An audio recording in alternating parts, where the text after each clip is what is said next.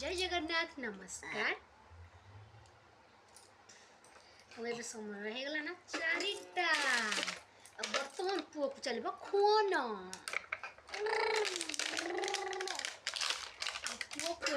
आ पुओ को खोई सारा पर मुझे बाहर पड़ी गणेश पूजा विसर्जन देखापी।